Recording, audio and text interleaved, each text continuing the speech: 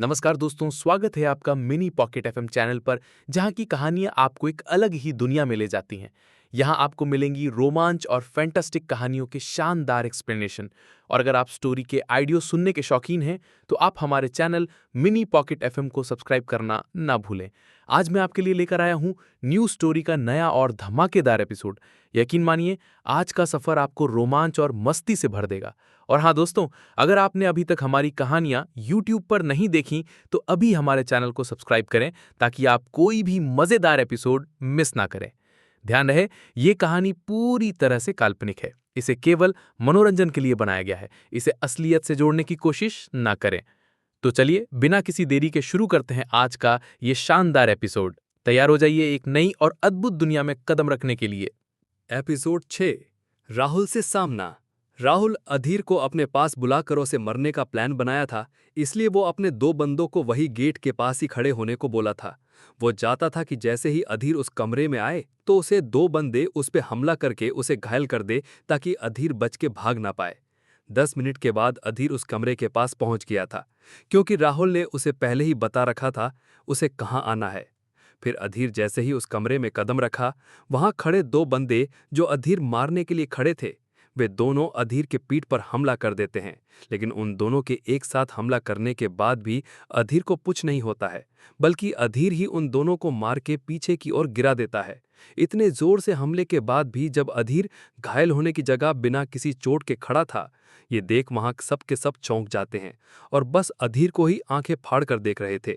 राहुल की बाहों में आराम से पड़ी देविका अधीर को इतना बड़े हमले के बाद ऐसे खड़ा देख चिल्ते हुए बोली, ये असंभव है। कल तक तो तुम बेड पर पड़ा हुआ था, लेकिन आज। देविका के बात को सही करता हुआ अधीर बोला, डार्लिंग, वो कल था। ये सब देख वहीं राहुल के बगल में खड़ा एक बंदा बोलता है, बॉस, राहुल, ऐसा लगता है कि ये बच्चा अपने शरीर में एक कवच छुपा रहा है। अधीर भी उस बंदे की बात सुनकर एक मुस्कान के साथ बोला, अगर तुमको ये कवच लग रहा है तो यही समझो। देविका जब उस बंदे की बात फिर अधीर की बात सुनती है कि अधीर ने कोई कवच पहना है, तो वह फिर से उसे नीची नजरों से देखते लगती है। मुझे लगा ही था तुम्हारे जैसे लोगों की सोच गिरी हुई ही होगी। मैं भी यही सोच रही थी कि ये कचरा अचानक कैसे बदल सकता है, इसलिए तुमने पहली तैयारी कर ली थी। और फिर वो अधीर को तिरस्कार भरी नजरों से देखने लगती है। इन सब के बीच राहुल भी कुछ देर के लिए चौंक गया था, लेकिन वो शांत होने का दिखावा कर रहा था। लेकिन अधीर की बात सुनने के बाद तो वो बेफिक्र हो गया कि अधीर अभी भी पहले की तरह ही है। उसके बाद अधीर देविका की बातों पर बिना ध्यान दिए उस कोने की ओर जाता है जहां अंकुश और हस्की थे, क्योंकि अंधीर अंदर आने के साथ ही पूरे कमरे को देख बार अच्छे से देख लेता है। ये भी देख लेता है कि उसका दोस्त कहाँ है। अधीर को अपने ओर बढ़ता हुआ देख अंकुश चिल्लाने की कोशिश करता है। हालांकि उसके मुंह को कपड़ा डालकर बंद किया हुआ था, इसलिए कुछ बोल नहीं पा रहा था, नहीं तो अभी वो रो देता। लेकिन अधीर जानबूझकर उसके नजरअंदाज करके ऐसे जाता है मानो जैसा अंकुश वहां था ही नहीं। इधर अंकुश बोल, हाँ भाई, तुम कुछ भूल तो नहीं रहे। हालांकि अधीर उसकी आवाज नहीं सुन सकता था, लेकिन उसे अंकुश के रोने और सिसकने की आवाज आ रही थी।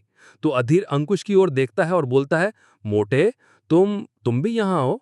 मैंने तुम्हें देखा ही नहीं। मुझे माफ कर देना मेरे भाई। और फिर वो उसके मुंह से वो कपड़ा निकाल देता है और उसकी हाथ में बंधी रस्सी को भी खोल देता है। अंकुश जब आजाद हो जाता है तो वो रोते हुए अधीर से कहता है, मैं जानता हूं तू मुझे जानबूझकर नजरअंदाज कर रहा था। अभी अंकुश बोल ही रहा था कि अधीर पर पीछे से राहुल का एक बंदा हमला करता है। हमले से अधीर खुद को बचाते हुए अधीर नीचे झुकता है और अपनी जगह पर 180 डिग्री घूमकर उस बंदे के पेट में एक जोरदार किक मारता है, जिससे वो बंदा पीछे जाकर एक टेबल पर गिरता है और उस टेबल के टुकड़े टुकड़े हो गए हैं। साथ ही उस बंदे के मुंह से खून भी निकलने लगता है। अधीर को ऐसे लड़ता हुआ देख राहुल उसको ताना मारकर बोला, तो क्या अब कचरे लड़ भी सकते हैं? लेकिन तुम ये हमेशा याद रखना, तुम में मुझसे लड़ने की योग्यता नहीं है। उसके बाद वो चुटकी बजाकर एक इशारा करता है। उसके ऐसा करते ही अचानक उस कमरे की तरफ बहुत सारे कदमों की आवाज आने लगी। फिर इसके थोड़ी देर बाद ही उस कमरे में राहुल के बहुत सारे गुंडे आ जाते हैं। अपने गुंडों के आने के बाद राहुल बोला, देख रहे हो इन्हें, ये बस कुछ ही देर में तुम्हारा काम तमाम कर देंगे। राहुल को तो अभी भी लगता था कि अगर अधीर पहले से ताकतवर भी हुआ होगा तो इतना नहीं कि वह सबसे एक साथ लड़ सके। फिर वो सैतनी मुस्कान के साथ गुंडे को आदेश देता है, जाओ, उसे पीट पीट कर मार डालो।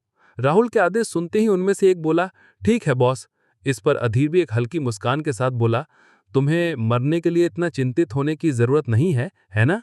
अब देखो मैं क्या करता हूँ। फिर राहुल के गुंडे अधीर की ओर जाने लगा। सबसे पहले अधीर से लड़ने एक गुंडा आता है, जो अधीर के चेहरे पर मुक्का मारने के इरादे से आगे बढ़ा था, लेकिन उसके जवाब में अधीर ही उसे मुक्का दे मारा।